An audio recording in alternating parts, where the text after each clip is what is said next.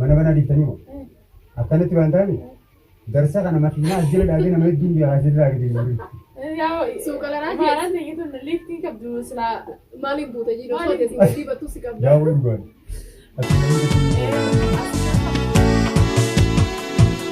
Nyusi barsiise haala kan kee gaarii natti jijjiiru. Minarra eenyu kan sitti aanu. Asirraan jituuni beekta hamtuutiin barbaadu dalan kee lafa. Assalaamu alaikum warahmatullahi wabarakatuh. Kabajamtootaa fi jaalatamtoota kiyya akkam jirtan nagaa fayyaadha. Baganaa jiraattan akka nagaadhaatiin hin beekaa. Hedduu takkaan isinitti gammadee hedduu takkaan jajjabeessaa jirtanii naaf galatoomaa hedduun isin jaaladha. Isin malee namaan qabu hedduu na gargaaraa jirtanii ammallee na gargaaraa na dhaabbadhaa subscribe like share naa godhaa. Egaa waan gara kana dhufee isin hima arraman qabattee dhuftee jechuun keessan oolamu mana duniyaatu bitti obboleettiin Baharii fi duniyaatu waa'ee isaanii kan haasa'uudhaaf deeman. Akkam goonaa jedhanii mari'atanii akka walitti dhufan dhagee isaan duuba isaan dhagee antanaa kana jidduu dhaqeetiin obboleettii Baharii jechuun Hafiizaa ati beekii akka obboleeyyanii waliin jirra ati obboleessa keetii hojii taatee na xuuxe jaanjeetiin waan isii keessa jiru keessaa qoradhee baasaa akkuma beektan ganaa fi baruu waliin dubbifnu wal lola. Isii waan isii keessa jiru akkaataa hunda qoradhee keessaa baasuuf deema hanga dhumaatti na faana turaa afeerraa xiyyaa galatuumaa naaf jira daawwaraa bula. Egaa akkuma reefuu isin jeetti mana duniyaatu dhufeetiin jira. Suuta dhufee mana banaa harkadhee ol seenee kaameeraa kaasuu jira. Kun akkuma agartan kaameeraa sitti na walladhee hanga xumuraatti subscribe like share godhaa nu cinaa nu jajjabeessaa nu daawwadhaa. Hanga isaan dhufanii taayitiin akka nama gufan qabneetti.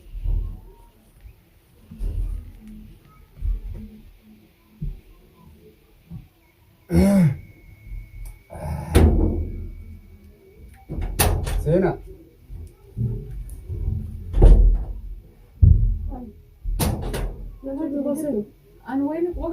Akkuma anas dhufetti hin bar. Haala kanatti tolfatanii taa'u. Guyyaanis kamisa jeetiin. Yoo malee sin jala guuranoo meeshaa. Mee yoo guuranoo. Bakka keessa jira. Walaan akkana piraantii biraas irratti hin dalagu. Mana banaa diiftanii moo? Akkanatti waan ta'ani darsa kana makiinaa as jala dhaabee nama hedduun biyya asirraa gadi jiru. Yaa suuqalanaa keessatti eeggatun liftiin qabdu silaa maaliin buute jiru sootee si gadi battuu si qabdu. Yaa waliin goone. Asiin namni gadi hin buutu. Asiin namni maqaddaa waan akkana sanaaf muree baasuun hin ta'u. Saneechaan akka banaa isee jibbar jaalleessi jedhu. Hojii isaa hojii qabdanii. Abdii mana jireenya. Waan nyaannee zirna. Warri jaasaa jaartii kun isaa biyyummaa hedduu kabajaa. Makanya maal biyya laatiin kafalamee dhufnee maal baay'ee. Keessaafuu warra doonii irraa harkisan irraa takka.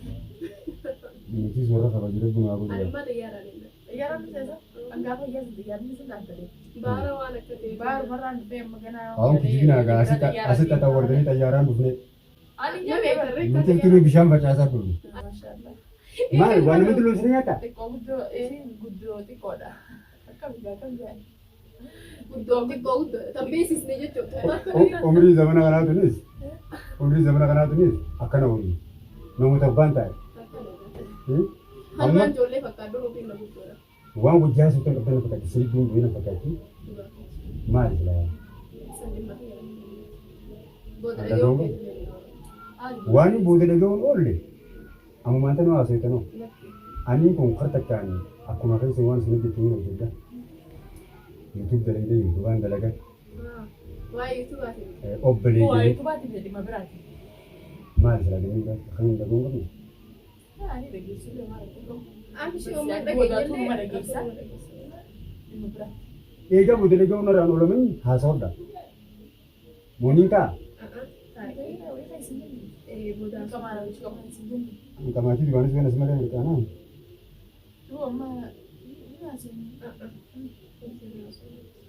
Maal gizii biraatu? Hafiizaan dhageeffina. Hafiizaan bakka nan jiru waan haasawatu dura obboleeyyiin wal beekna. Dura obboleeyyiin wal beekna. Foontu foon nyaatota jedhanii akkasuma ammas egaan obboleessiitii wajjin miidiyaa irra waltu hime kana obboleessiitis gaa isinis yoo asanii jaallattan beeku afaan qalabatii yookaan hamartii itti fayyadu sun naa hojii jirtee obboleettii biyyaa taateeti inaaf obboleessii walitti aarreeti wal tuqnee akka malee wal madeessinee taa'uu jirra san gubbaa waliin dhagayaa jiru isinis obboleessii wal ba'ee miidiyaa irra dubbattee jetteeti namoonni bira naasawaa jirti isiin tun duraan obbaan dhagahu ani jima maal keenyaan laaluun si laalaa jechuu durte hogguu dhugaan dhufte waan akkanaa dhufa ittiin aara qaba hanga amala kiyya nama boodan dubbadhu nama duubana nama duuban dubbadhu akkasitti eegaa dhufta kaattumaan dubbadhaa tanaafi amma bakka dachaas jirutti hin dubbadhu jechuusii fi ani duraan aayilaa tokkotti hin jedhamu. Aayilaa dhaqxatte? Kanaafuu duraan duraa sun keessa sun loowisu jira dhagee. Dubbiin keessa habaa kun loowisu jira. maaliif isa hawwisu? Dhagee waan loowisu sii galee Hafizaan yoo akkasitti sirraa dubbatu Hafizaan nama akkasii namarraa dubbatu.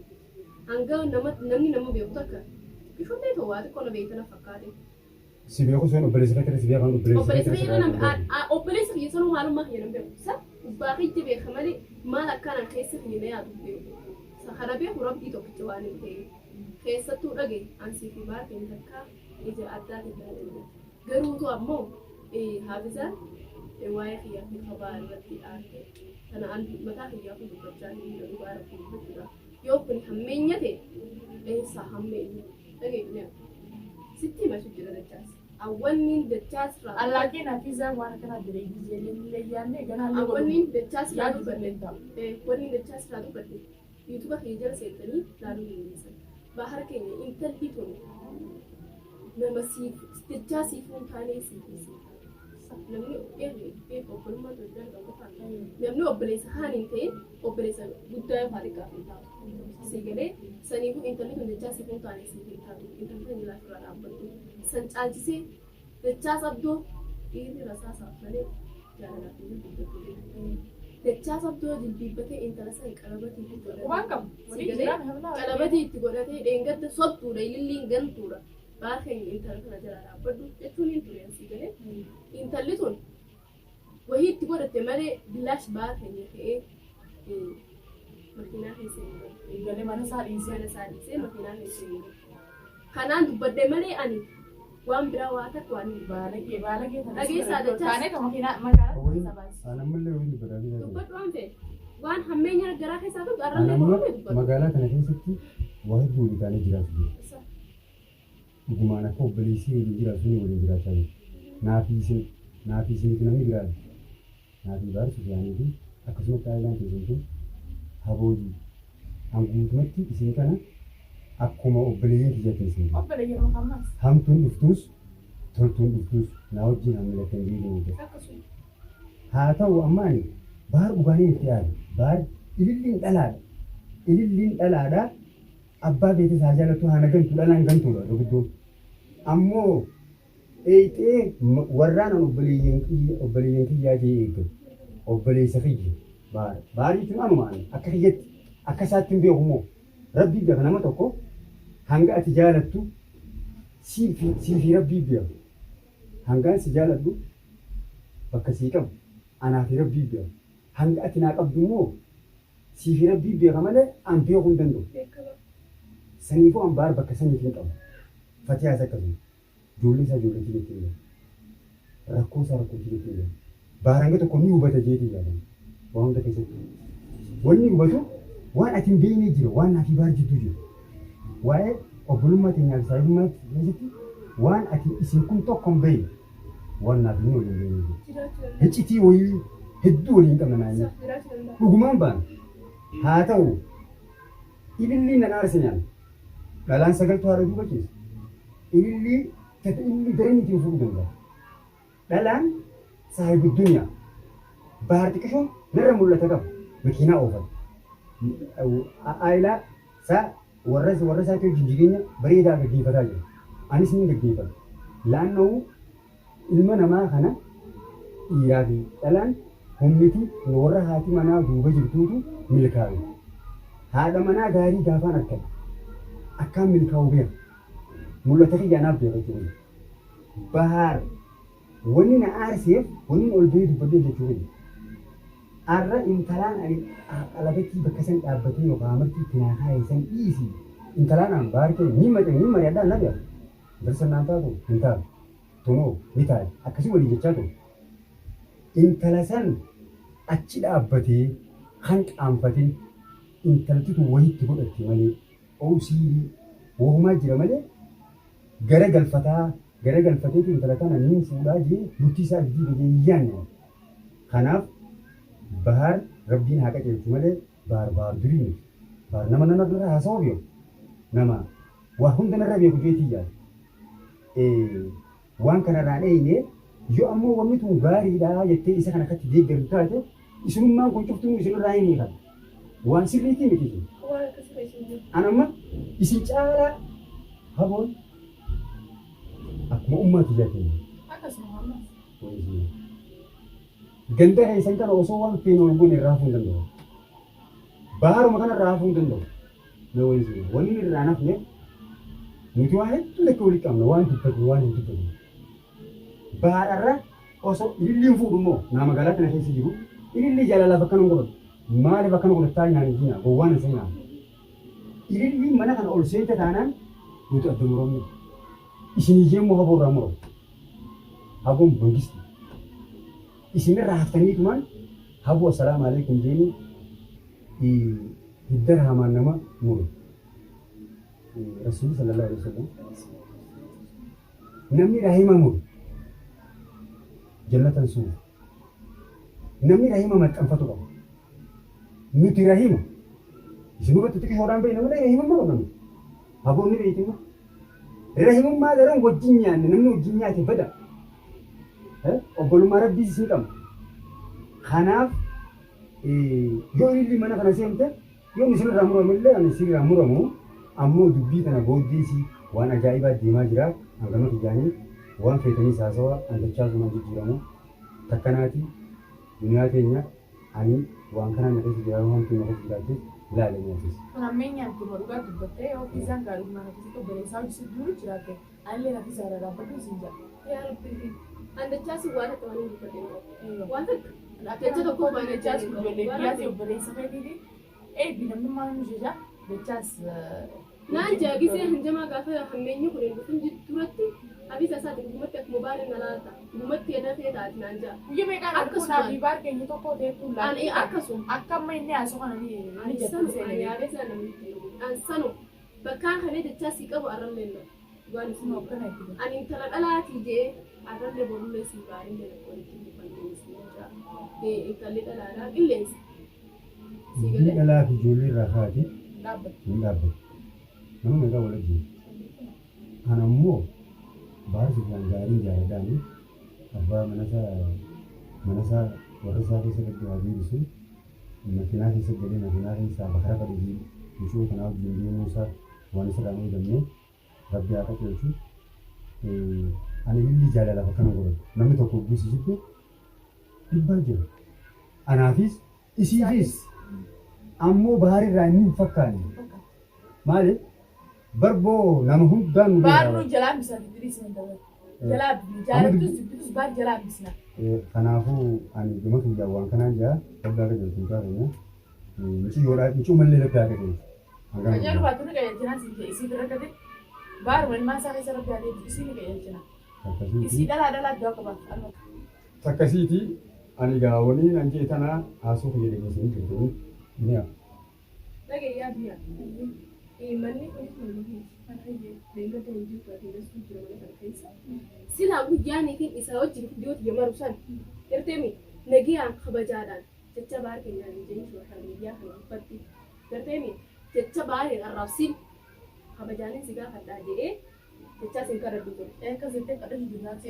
Garuu ammoo silaanii fi lola hammeenya garaa keessaa qabaadde gugguusin arrabaa fi yuutu waan hin jejjeemu takka hammeenya haasoo fayyadamee ilaalu hammeenya qabu natti fakkaatu bas jechaasitu hammeenya fudhate. Saniifuu isaan jechuun bishaanirra xaliila viidiyoo kana duratti bal'oo wajjinis mare jechaasin tuqin bahar dachaas miskiina intala dachaas kun taane siifi sintaa dachaatiin isin lachuu kadhachaatiin jiran baharis kadhaddee isaas kadhaddee amma naas qofa dhaabuun deemu siigalee nus viidiyoo kana qofaan baraa akkaataa isin haban dachaasii fi baharis wal fayyuu daldalaatiin tatti dhalaa qindeessa ni baratu.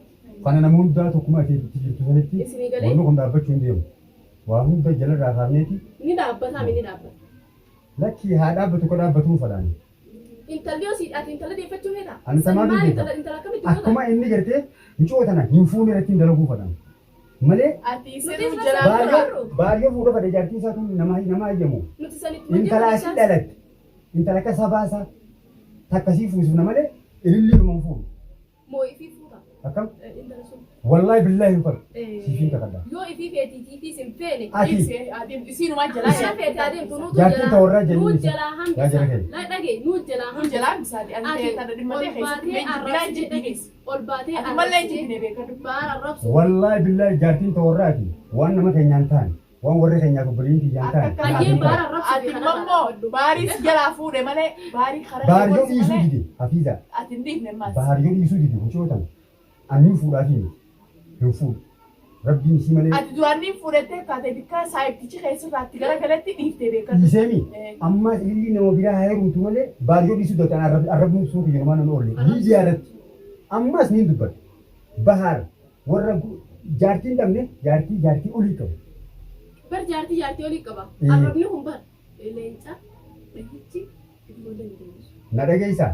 Sigalee leenca dhahisi booda. Na qofaa mi nama hedduu arrabsu jira. Yooni Anaqaan irraa qabaa'u. laa sosobdee hadhaadhaan sigalee booda deebisuu yoo feete kabajaa bareedduudhaan gorsa bareedaadhaan if dura oofta. Gartee mi booda leenci dhahichuus waan feete gootullee booda deemu garuu hadhaadhaan gartee gorsa bareedaadhaan mush arrabni booda deebisaa baasuu jira. Dhiirtinis leencaa beeku. Atis akkasumallee yoo narra ka'ee asii jechaa sabdoo akkanaati yoo beekanii dubbadhu ta'e ani akkamitti qomaadha waan sana ittuma deemte malee irraan deemtu si galee saniifuu ammoo arrabniinis haala qodaa kan nu wajjin kan beekamullee booda yoo itti deebitellee dhufee si jechuun biyyaas waan hin oolamne arraba eeguu hin arrabsuutu irra rabaanis hin ta'u dhaabtee ture. Bara arrabsuutti hin jiru. Amma dhagee duniyaa naaf jechaa jirtu wanti akkas akkan jiru. Yoon viidiyoon deeggate silaa mara irratti garaa keessanii ilaali. yoon viidiyoon deeggate silaa mara irra mufannoo qabaatte haala walsaalaan qottu yoo immoo mufannoo qabu jette naaf yaad haalallee godhullee obbolummaa godhutti Anis kalaasii eegatti suphee somaa jira. Ammallee obbolummaa keessan dhagee duniyaa eega namni si Ni kamaanaatti. kamaanu deemanii manni deema leeshii kamaana maali? nin deema halas Hojii kamaanare la. Haasoo isin qabe gaayaa biyya biraa. Si qabbeessa. laataa Hojii qabbaanare. Qottanii. Egaa hordoftoota fi hordoftoota akkuma agartan kana waan isin taate irraa argee kan jira. Hanga xumuraatti daawwadhaa, sabiskiraayib, laayik, sheer godhuu hin dagatinaa.